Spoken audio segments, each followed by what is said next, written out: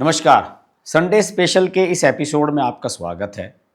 Sunday special में इस प्रकार के विषय में लिया नहीं करता हूं, लेकिन क्या है कि कुछ बातें मैं पुरानी जानता हूं और ऐतिहासिक रूप से, तथ्यात्मक रूप से वो बातें बिल्कुल सही हैं। इसलिए मुझे उन्हें यहां उल्लेखित करने में, बताने में जरा भी परहेज नहीं हो रहा है। आज के वीडियो में हम बात करेंगे उत्तर प्रदेश कांग्रेस कमेटी के अध्यक्ष अजय राय के बारे में। अजय राय को पिछली जनरेशन, जो हमारी जनरेशन है, वो जाने माने एक नेता के रूप में जानती थी, जो 5 बार एमएलए रहे हैं। और साथ ही साथ उनकी अभी अगर हाल की मैं उपलब्धियों की बात करूं तो उनकी सबसे बड़ी उपलब्धि ये है कि वो 3 बार नरेंद्र मोदी के सामने लोकसभा का चुनाव लड़े हैं वाराणसी सीट से, और तीनों बार हारे हैं, 14 में, 19 में और 24 में भी। 24 में तो उनके जीतने की सबको उम्मीद थी, क्योंकि वो इंडिया अलायंस के मेंबर थे और कांग्रेस, सपा, ये सब प्रमुख पार्टियां एक होकर के चुनाव लड़ रही थी, लेकिन उसके बाद भी वो जीत नहीं पाए। उनकी उपलब्धि ये है कि मार्जिन थोड़ा सा कम हो गया था, शायद 1.5 लाख वोटों से वो हार गए थे चुनाव। अब नरेंद्र मोदी से उन्हें पता नहीं क्या निजी खुन्नक हो गई है कि गत दिवस उन्होंने एक बड़ी अभद्र टिप्पणी उनके बारे में कर दी। सोशल मीडिया पर वो टिप्पणी खूब चल रही है। क्या उन्होंने कहा है वो वीडियो क्लिप भी वायरल हो रही है, हम दिखा भी देते हैं आपको। मोदी की कुछ गांठ फाड़ दी,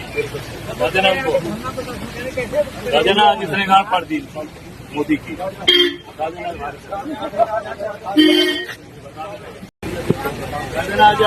मोदी की कुछ गांठ फाड़ दी, राजना जिसने गांठ फाड़ दी मोदी की। लेकिन ये बात मैं अपने मुंह से नहीं बोल सकता। अजय राय जैसा आदमी देश के प्रधानमंत्री या किसी के बारे में भी ऐसी बात कह सकता है। दरअसल अजय राय एक गैंग रेप पीड़िता के परिवार से मुलाकात करने के लिए उत्तर प्रदेश के महोबा में गए थे। और आपको मैं बता दूं कि वो पीड़ित परिवार को सांत्वना देने के लिए गए थे, एकजुटता प्रदर्शित करने के लिए गए थे। राजनीति में अक्सर इस तरह का होता रहता है, पॉलिटिशियंस इनका फायदा उठाते हैं। जब वो पीड़िता के परिवार से मुलाकात करने के बाद लौट रहे थे, अपने काफिले में सवार थे, तभी यह घटना हुई।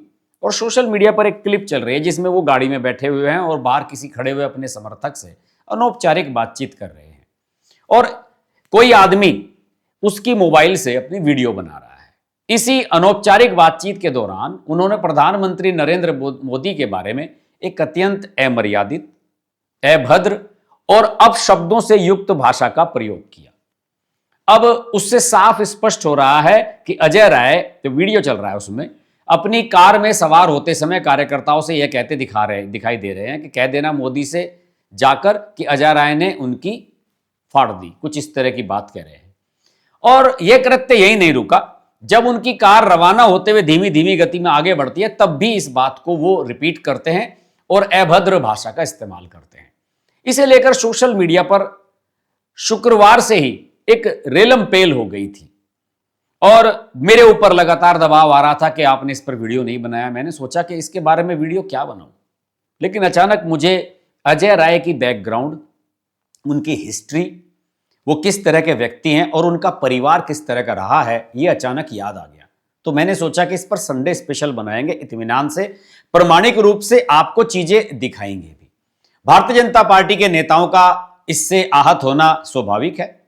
इस पर उनसे स्पष्टीकरण मांगा गया। मीडिया वालों ने अजय राय से संपर्क करना शुरू कर दिया। अब अजय राय ने जब देखा कि माहौल गर्मा गया है और उनके खिलाफ बहुत सारी चीजें चल रही हैं, तो शायद थोड़ी सी मन में घबराहट हुई और उन्हें ऐसा उम्मीद नहीं थी कि इसको इस तरह से कोई रिकॉर्ड कर लेगा और उसे सोशल मीडिया पर वायरल कर देगा। उन्होंने ये कहा कि ये छेड़छाड़ की गई है। आजकल हर चीज का जो ठीकरा है वो एआई के ऊपर, यानी कि आर्टिफिशियल इंटेलिजेंस के ऊपर फोड़ दिया जाता है कि इसमें एआई जनरेटेड वीडियो है, इसके साथ टेम्परिंग की गई है, छेड़छाड़ की गई है, और ये अब सीधा बहाना मिल जाता है कि उनके राजनीतिक विरोधियों द्वारा उनकी राजनीतिक छवि को, सार्वजनिक छवि को धूमिल करने के लिए ऐसा किया गया है कि वो गैंगरेप पीड़िता के घर गए थे, उस मुद्दे से भटका करके इस मुद्दे को इस पर ले आओ। वो झूठ बोल रहे हैं। इस वीडियो से रत्ती भर भी टेम्परिंग नहीं की गई है।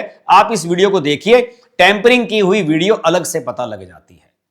यहां पर जैसे ही यह वीडियो वायरल होनी शुरू हुई, तुरंत एक स्क्रीनशॉट भी सोशल मीडिया पर वायरल हो गया। वो स्क्रीनशॉट था प्रधानमंत्री नरेंद्र मोदी का एक संदेश, जो उन्होंने अजय राय के बारे में दिया था। लखनऊ में अभी कुछ दिन पहले, शायद 1 मई की बात है, बुद्ध पूर्णिमा और श्रमिक दिवस के अवसर पर एक कार्यक्रम आयोजित हुआ था। उसमें अजय राय की अचानक तबीयत खराब हो गई थी। मंच पर अचानक ही वो गिर पड़े थे, सीने में तेज दर्द हुआ था, बेचैनी होने लगी थी। उसके बाद उन्हें कार्यकर्ता उनके उठा करके हॉस्पिटल ले गए, उन्हें अस्पताल में भर्ती कराया गया और पूरे में अफरा तफरी फैल गई थी कि पता नहीं उन्हें क्या हो गया है। और लखनऊ का जो बहुत ही फेमस प्रतिष्ठित हॉस्पिटल है, प्राइवेट हॉस्पिटल है मेदांता, उसमें उनको शामिल कराया गया था आधुनिक वार्ड में। तो ये बताया गया कि ब्लड प्रेशर अचानक उनका बढ़ गया था और इसी ब्लड प्रेशर के उतार चढ़ाव के कारण जो है वो उनके क्या कहना चाहिए, जो ब्लड की प्रक्रिया थी या उनके शरीर में जो सोडियम का स्तर था वो खतरनाक रूप से कम हो गया था। इसकी वजह से वो बेहोश हो गए थे।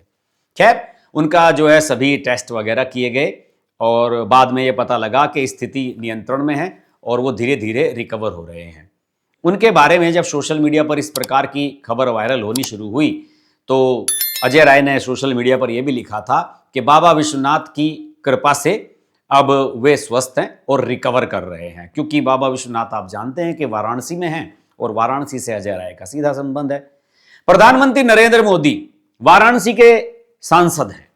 उन्हें लगा कि उनके प्रतिद्वंदी या उनके सामने चुनाव लड़ने वाले अजय राय की तबीयत खराब हुई है, तो उन्होंने भी एक कर्टसी के नाते, एक मानवता के नाते सोशल मीडिया पर एक पोस्ट लिख दी, ट्वीट कर दिया एक्स पर उन्होंने, जो प्रधानमंत्री का नरेंद्र मोदी का अपना ऑफिशियल ट्विटर हैंडल है @नरेंद्र मोदी। इस पर उन्होंने जो अपनी टिप्पणी की, आप उसका स्क्रीनशॉट यहां पर देख सकते हैं। और जो उसका मूल संदेश था, जो प्रधानमंत्री ने उसका मूल संदेश था, उसकी टिप्पणी बताता हूं क्या लिखा था। उसमें लिखा था कि उत्तर प्रदेश कांग्रेस के अध्यक्ष अजय राय जी के अस्वस्थ होने का समाचार प्राप्त हुआ है। मैं उनके जल्द से जल्द स्वस्थ होने की कामना करता हूं। और लोगों ने तारीफ की कि नरेंद्र मोदी ने कितनी बढ़िया बात कही है। अब थोड़ा सा मैं अजय राय की पृष्ठभूमि के बारे में आपको बताता हूं। अजय राय जो है 5 बार एमएलए रहे हैं।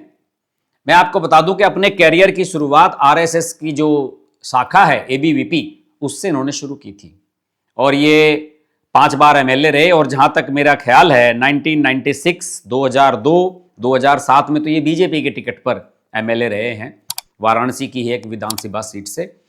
और निर्दलीय भी शायद एक बार ये जीते थे एग्जैक्टली, लेकिन 5 बार एमएलए रहे हैं, मैं कंफर्म करता हूं इस बात को। और निर्दलीय भी रहे हैं और जब से कांग्रेस में शामिल हुए हैं तब से कोई चुनाव जीत नहीं पाए हैं। और जो इन्होंने लोकसभा चुनाव के समय अपना शपथ पत्र दिया था, आप सब जानते हैं कि लोकसभा चुनाव के समय एक एफिडेविट देना होता है जिसमें अपने सारे आपराधिक रिकॉर्ड, संपत्ति वगैरह का विवरण देना होता है। उसमें इन्होंने अपने एफिडेविट में 2024 वाला जो दिया था, उसमें अपने ऊपर बताया था कि 18 आपराधिक मामले चल रहे हैं। इलाहाबाद हाईकोर्ट में मामले की सुनवाई के दौरान राज्य सरकार की ओर से यह बताया गया था कि अजय राय का लंबा आपराधिक इतिहास है और उनके खिलाफ 27 मुकदमे दर्ज हैं। उनके खिलाफ दर्ज मुकदमों में हत्या का प्रयास है, जिसमें कहते हैं आईपीसी की धारा 307, डकैती की धारा 395, आपराधिक धमकी धारा 506, बलवा और गैर कानूनी जमावड़ा धारा 147, 148, 149। और 2022 के उत्तर प्रदेश विधानसभा चुनाव के दौरान एक जनसभा में उन्होंने प्रधानमंत्री मोदी और मुख्यमंत्री योगी आदित्यनाथ को जमीन में गाड़ने की धमकी दी थी, जिसके बाद उन पर राजद्रोह की धारा लगी थी। आईपीसी की धारा 124A समेत कई धाराओं में मुकदमा दर्ज हुआ था। 2010 में वाराणसी के चेतगंज थाने में उनके और कुछ और अन्य लोगों के खिलाफ यूपी गैंगस्टर एक्ट के तहत उन पर मुकदमा दर्ज किया गया था। उस समय शायद मायावती की सरकार थी। अजय राय ने इस मुकदमे को रद्द कराने के लिए याचिकाएं डाली थी, लेकिन इलाहाबाद हाई कोर्ट और हाल ही में सुप्रीम कोर्ट ने भी इस ट्रायल पर रोक लगाने से साफ इनकार कर दिया है और एनएसए लगी थी। 2015 में वाराणसी के गोदोलिया में अन्याय प्रतिकार यात्रा इन्होंने निकाली थी। उस दौरान भारी हिंसा हुई थी, आगजनी हुई थी, बवाल हुआ था। अजय राय को गिरफ्तार किया गया था और उनके खिलाफ राष्ट्रीय सुरक्षा कानून यानी कि एनएसए के तहत कार्रवाई भी की गई थी। यानी कि किसी भी हिसाब से यह कम नहीं है।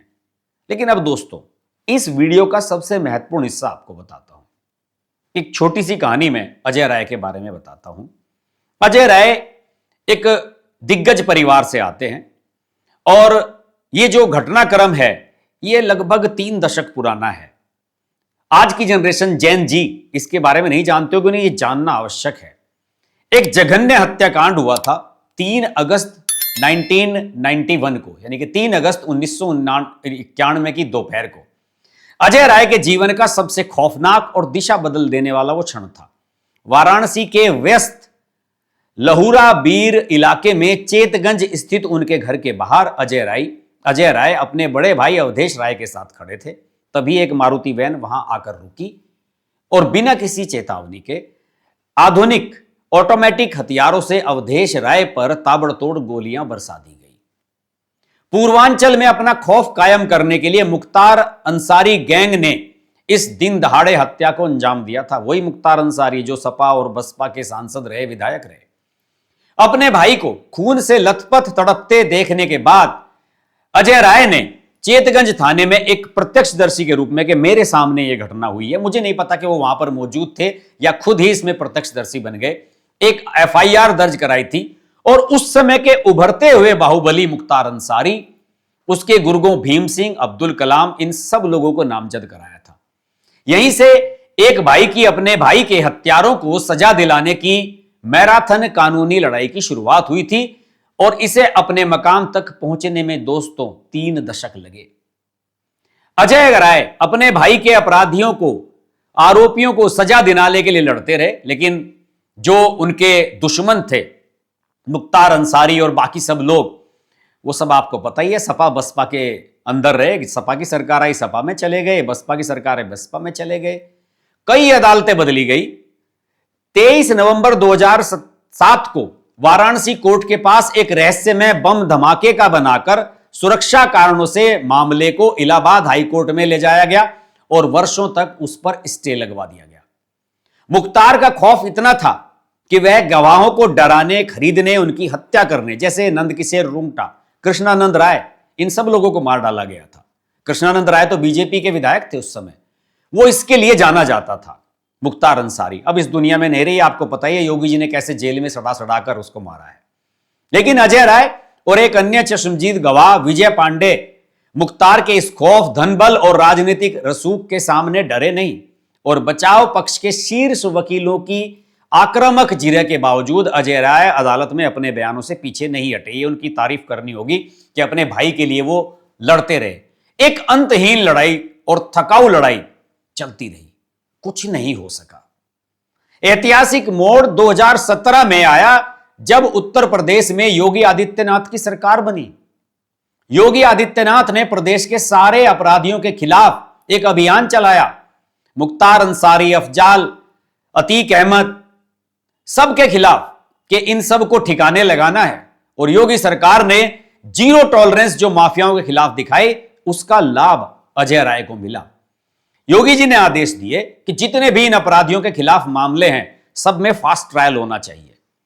क्या होता है कि अगर पुलिस बढ़िया पैरवी करे तो मामले निपट जाते हैं, लेकिन सपा बसपा की सरकारों में अजय राय को कोई इंसाफ नहीं मिल रहा था। अवधेश राय हत्याकांड में कार्रवाई आगे नहीं बढ़ रही थी, बल्कि जो अपराधी थे वो सांसद विधायक बनकर के घूम रहे थे। लेकिन योगी जी ने कहा कि कोई भी मामला हो, फास्ट ट्रायल होना चाहिए। 2022 में जब अजय राय ने अपनी जान को मुख्तार से खतरा बताया था, तो योगी सरकार ने राजनीतिक मतभेदों को भुलाकर उन्हें उच्च स्तरीय पुलिस सुरक्षा मुहैया कराई थी। और इस सुरक्षा ने गवाहों का मनोबल बढ़ाया और वो बिना किसी खौफ के गवाही दे सके। लंबित मामलों को तेजी से निपटाने के लिए राज्य सरकार ने 2020 में वाराणसी में एक विशेष एमपी एमएलए कोर्ट बनाई। इस अदालत में मामले की डेली बेसिस पर सुनवाई सुनिश्चित की गई। और यहां तक बता दूं कि इस मामले में कुछ डायरियां भी गायब करवा दी गई थी जो मुख्तार अंसारी पर अजय राय ने आरोप लगाए थे। मुख्तार के रसूख का आखिरी और सबसे बड़ा प्रहार जून 2022 में हुआ था, जब कोर्ट के रिकॉर्ड रूम से पुलिस की मूल केस डायरी ही रहस्यमय तरीके से गायब करवा दी गई। उद्देश्य था सबूतों के अभाव में बरी होना। लेकिन इस बार पुलिस और प्रशासन पीछे नहीं हटे।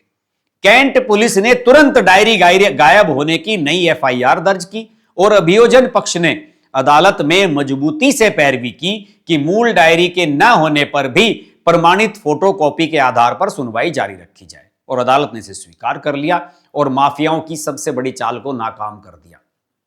अंततः पुलिस की लंबी विवेचना, अभियोजन पक्ष द्वारा पेश की गई 36 पन्नों की लिखित दलील और अजय राय की गवाही, इस सब के आधार पर वो समय आया 32 वर्षों के बाद, जब 5 जून 2023 को वाराणसी की विशेष अदालत ने मुख्तार अंसारी को हत्या के मामले में दोषी करार देते हुए उम्र कैद की कठोर सजा सुनाई और 1 लाख रुपए का जुर्माना किया।